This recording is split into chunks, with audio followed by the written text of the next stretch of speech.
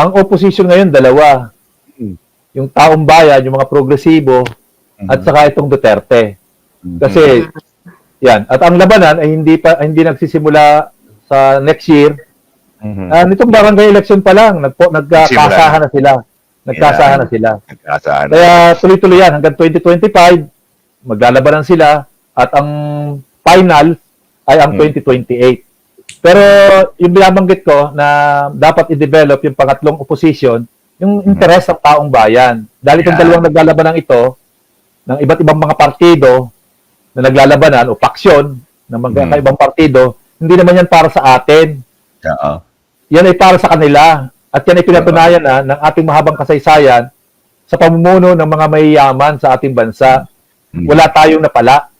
Sila lamang ang nagpayaman sa kanilang sarili. Kaya dapat ma-develop na yung independent na kilusan ng mga mamayan, ng mga mahihirap, independent sa mga trapo, sa mga dynasty at mga elite na partido at politiko.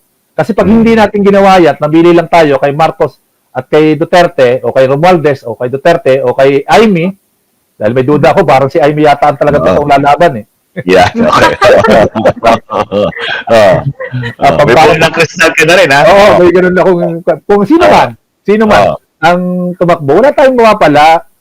Sabi ko nga, mapagod na tayo sa walang tigil nating pagpili sa kanila dahil wala naman tayong pagpipilian. Ilang taon na yun eh, mula pa kay Marcos, mula pa sa, kaya Ginaldo pa nga eh. Palubog tayo sa utang. Palubog tayo sa utang at parami ang mahirap.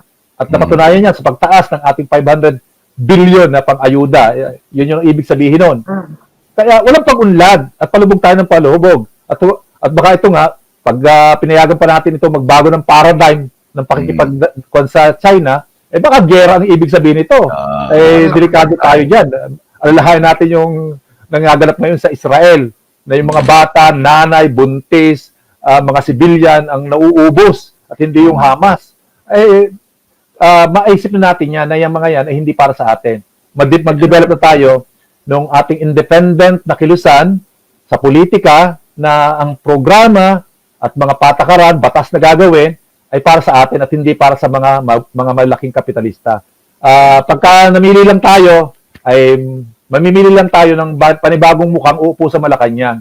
Hindi ng sistema, hindi ng programa, hindi ng kaginhawaan para sa ating mga mamayan.